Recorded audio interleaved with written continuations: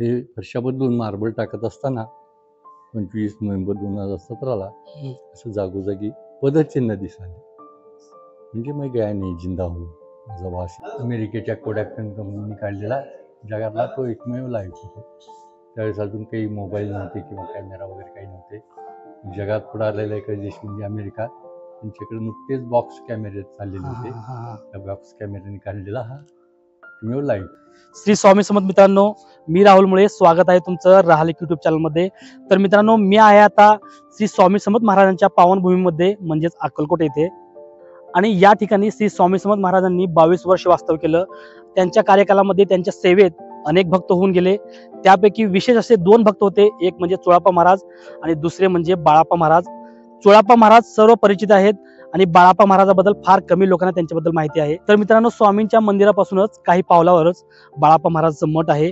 आणि आणखीन एक सांगतो, स्वामीच्या मंदिराच्या परिसरामध्ये स्वामींची महती सांगणारा एक मराठी चित्रपट शूट झालेला आहे. आणि तो चित्रपट कोणता हे तुम्हाला जर माहित असेल तर मला कमेंटमध्ये सांगा. तर चला मित्रांनो, त्या मठाकडे निघूया. तर मित्रांनो, तिकडे निघण्यापूर्वी आपल्याला एक रिक्वेस्ट आहे, आपण या चॅनलवरती नवीन आहात तर चॅनलला सबस्क्राईब करून घ्या. व्हिडिओ शेवटपर्यंत पहा. व्हिडिओ आवडल्यास व्हिडिओला लाईक शेअर करायला विसरू नका. तर चला मित्रांनो, वेळ न घालवता त्या ठिकाणी निघूया. तर मित्रांनो, आता आम्ही या रस्त्याने आलो. श्री स्वामींचं दर्शन घेतल्यानंतर स्वामींच्या मंदिराच्या दक्षिण दारातून तुम्ही बाहेर पडलात की काही पावलावरच हे बाळाप्पा मठ आहे. हा मठ एखाद्या भव्य वाड्यासारखा आहे. भव्य प्रवेशद्वार आणि वरती नगरखाना आहे. तर चला मित्रांनो, आतमध्ये प्रवेश करूया.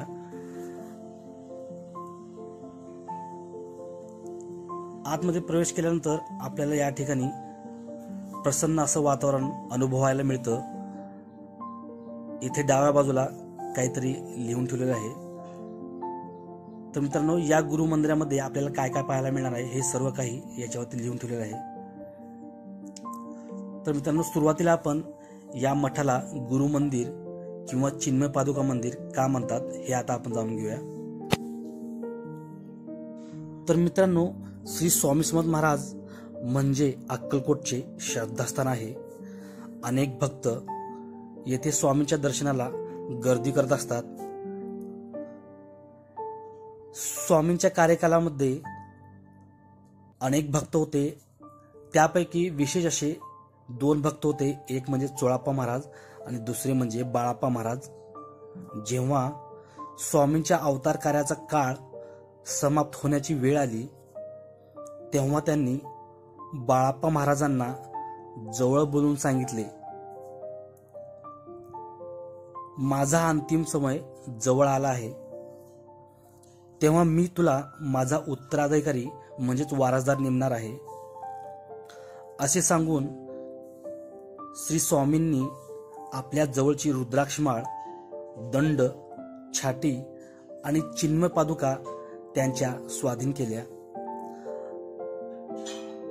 आणि त्यांना अशी आज्ञा केली की या ठिकाणी एक स्वतंत्र मठ उभं कर आणि त्या मठामध्ये अखंड असं अन्नदान कर. म्हणजे जोपर्यंत सूर्य आणि चंद्र आहे तोपर्यंत तू अन्नदान या ठिकाणी चालू ठेव आणि सोबतच या ठिकाणी गुरुसेवा ही अखंड चालू राहू दे, अशी त्यांना आज्ञा केली. त्या आज्ञेनुसार बाळाप्पा महाराज यांनी या ठिकाणी एक स्वतंत्र असं मठ उभं केलं आणि त्या मठाला बाळाप्पा महाराज मठ असं म्हणतात. आणि सोबतच चिन्मय पादुका मंदिर व गुरु मंदिर असेही संबोधतात. स्वामीनंतर पुढे या गादीवर बाळाप्पा महाराज आले. त्यानंतर श्री गंगाधर महाराज व नंतर गजानन महाराज या गादीवर आले. या मठात श्री गंगाधर महाराज यांची समाधी देखील आहे. श्री गजानन महाराजांची समाधी शिवपुरी येथे आहे. तर मित्रांनो, आता माझ्यासोबत आहेत या मठातील सेवेकरी आदरणीय श्री प्रकाश बिराजदार. तर यांच्याकडून या स्थानाबद्दल आपण अधिक माहिती जाणून घेऊया.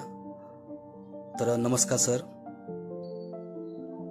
समोर ती देवळीमध्ये जी उन्हाळ्यामध्ये मूर्ती आहे छत्रीखाली बर. ती स्वामींची मूर्ती, त्याच्या खाली जे खडावा आहेत ते स्वामींनी स्वतः वापरलेल्या, स्वतः घातलेल्या प्रत्यक्ष या बाळाप्पा महाराजांना दिल्या. बर. त्याला चैतन्य पादुका किंवा चिन्मय पादुका म्हणतात. अच्छा. त्यामुळं रक्तचंदनाचे आहेत. त्याच्यावर चांदीचं कोटिंग आहे. बर. खाली जो नागफणीचा मुखवटा आहे हो. त्याच्या खाली बाळाप्पा महाराजांची भूगर्भ समाधी आहे. त्यांचे शिष्य हे गंगाधर महाराज, त्यांची समाधी आहे. या गंगाधर महाराजांचे शिष्य इथले अक्कलकोटचे परम सद्गुरू श्री गजानन महाराज, इथून जवळच 2 किलोमीटरवर शिवपुरी म्हणून स्थान आहे, तिथं त्यांची समाधी आहे. गजानन महाराज. गजानन महाराजांची अक्कलकोटची. बर. अशी गुरु शिष्य परंपरा आहे, गुरुपीठ आहे. त्यामुळे याला गुरु मंदिर म्हणतात.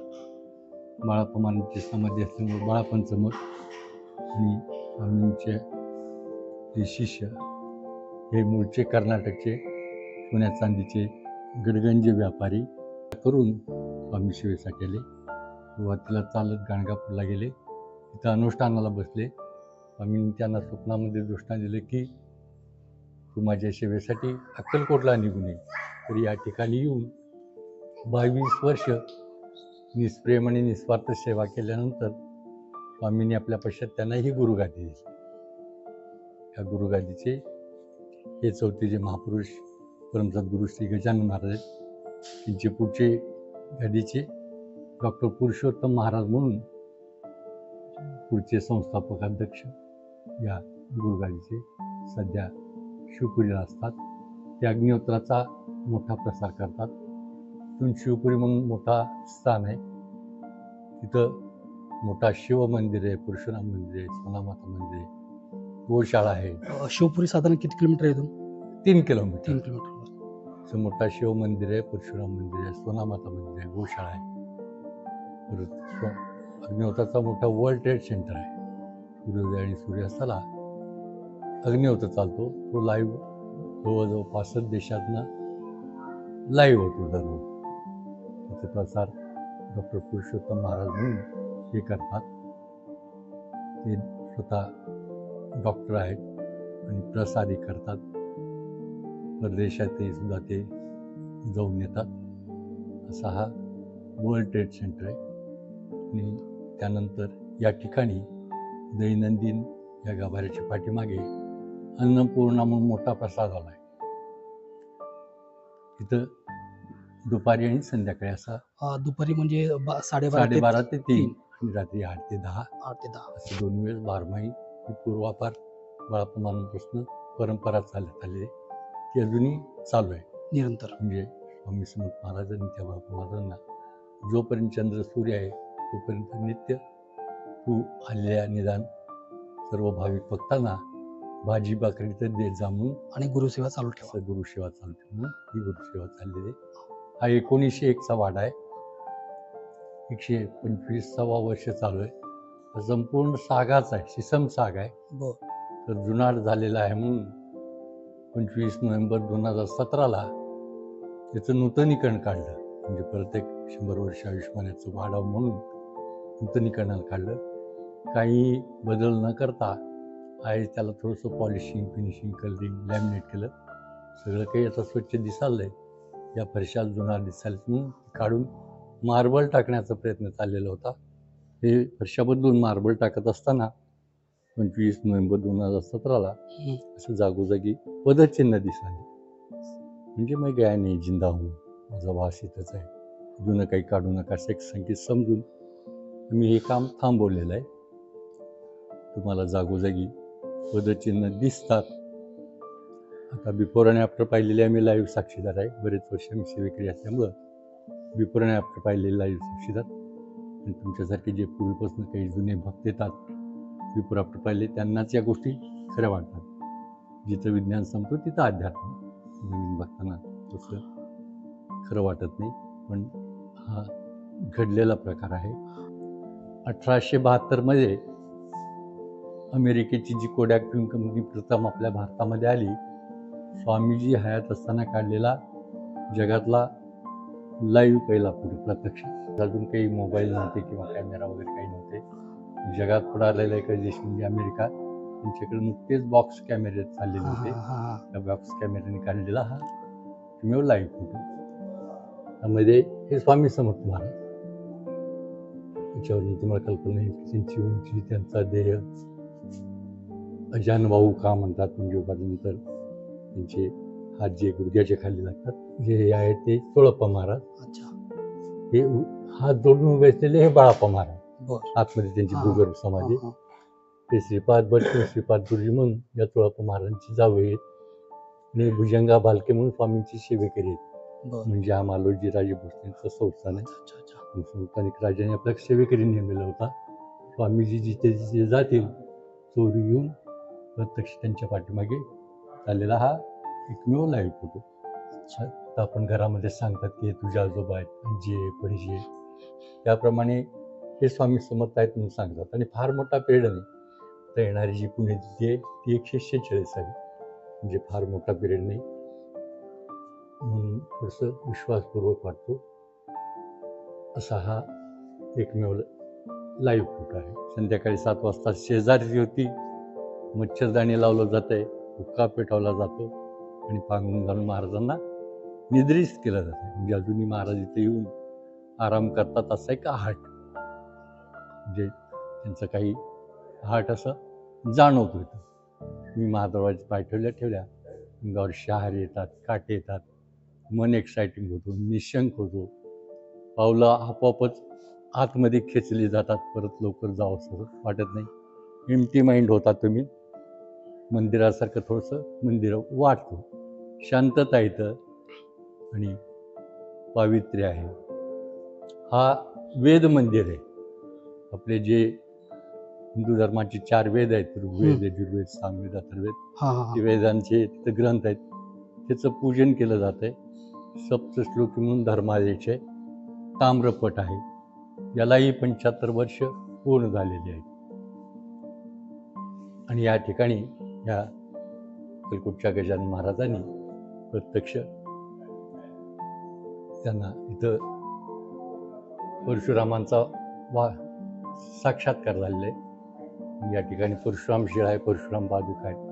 या ठिकाणी प्रत्यक्ष उतरून या आमच्या गजानन महाराजांकडनं अक्षराचा भात आणि पिठलं प्रसाद म्हणून ग्रहण करून दिलेले असा हा परमपवित्र स्थान.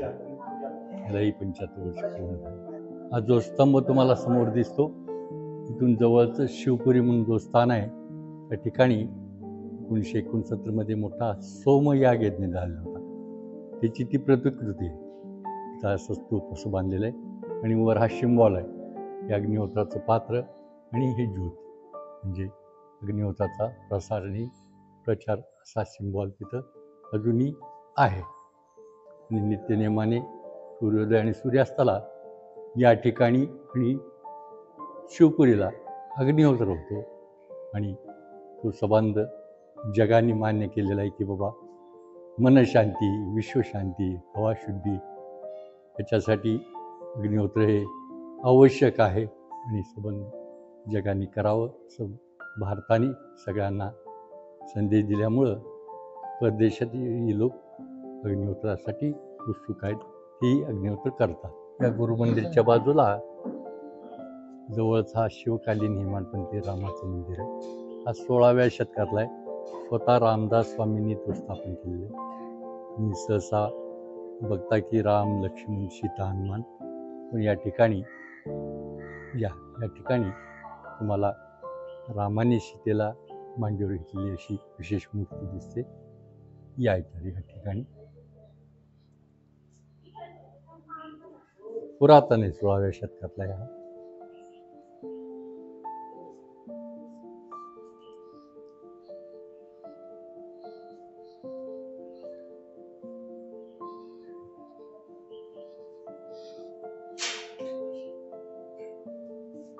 या ठिकाणी शिवकालीन हेमाडपंथी रामाचं मंदिर आहे. सहसा तुम्ही राम, लक्ष्मण, सीता, हनुमान बघता, पण रामांनी सीतेला मांडीवर उतरून घेतली. थोडीशी विडंबना होऊ नये म्हणून वस्त्र गुंडाळलेलं आहे. आणि खाली आहे तो उभा गणपती आहे. त्याच्या पुढं रामांच्या पादुका आहेत, पिंड आहे. त्यानंतर बाहेर केवडावंती देवी आहे, संस्थानकालीन ही केवडावंती देवी. तिथंच काशीचा शिवलिंग आहे, हनुमान आहे, काशीचा शिवलिंग आहे तो हनुमान आहे, तो विठ्ठल रखुमाई. म्हणजे चारोधाम तुमचे इथंच झाले, तुळजापूर, पंढरपूर, गाणगापूर, अक्कलकोट असा हा इथं चारीधाम तुमची इथंच होता. हा रामदास स्वामींनी स्थापन केलेला आहे. या ठिकाणी गोशाळा पण आहे. या सगळ्या कपिल गिरगाई आहेत. स्वामींची जी काही कपिला गिरगाय आहे त्याचे पुढचे वंशज आहेत. इथून गोशाळा इथे आहे, शिवपुरीला आहे.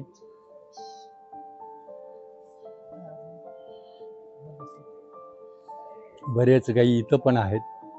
त्यानंतर शिवपुरीला पण बरेच गाई आहेत. ही गोशाळा आहे. हे गजानन महाराज जे आहेत त्यांचे नातू डॉक्टर पुरुषोत्तम महाराज यांनी हे गोशाळा सुरुवात केलेली आहे. इथून शिवपुरीला इथे मोठी गोशाळा आहे. त्यानंतर डॉक्टर पुरुषोत्तम महाराज म्हणून या गजानन महाराजांचे नातू ते इथं संस्थापक अध्यक्षी आहेत. आणि हा कारभार ते स्वतः जातीने लक्ष देऊन नित्य दैनंदिन करतात आणि अधूनमधून येऊन भेट देतात. या ठिकाणी नित्य दैनंदिन गोसेवा करणारे या आमच्या कुंभारताई आहेत. बरीच वर्ष झाली ती ही सेवा करतात. दररोज नित्य नियमाने या गोहऱ्या लावतात, त्यांचं सगळं देखभाल करतात, वाळवतात आणि हे अग्निहोत्रासाठी ते पुरवलं जातं असं. आणि त्यांचे मालक त्यांची मुलं हे बरेच इथं सेवा करतात. या ठिकाणी अन्नपूर्णा म्हणून मोठा टेबल खुर्च्यांचा प्रसाद हॉल आहे. नित्य दैनंदिन या ठिकाणी दुपारी 12:30 ते 3 आणि रात्री 8 ते 10 असा संपूर्ण भोजन महाप्रसाद दररोज दिला जातो. बरेच भाविक या प्रसादाचा लाभ घेतात, अमृत प्रसाद घेऊन तृप्त होऊन जातात. अन्नपूर्णा देवीचा फोटो आहे. परमसद्गुरू श्री गजानन महाराज आहेत. आता त्यांचे नातू आहेत डॉक्टर पुरुषोत्तम महाराज, संस्थापक अध्यक्ष. ते सगळं हे कारवाई बघतात, कारभार करतात. नित्य नियमाने आलेल्या सर्व भाविक भक्तांना दररोज महाप्रसादाचा लाभ घ्यायला लावतात.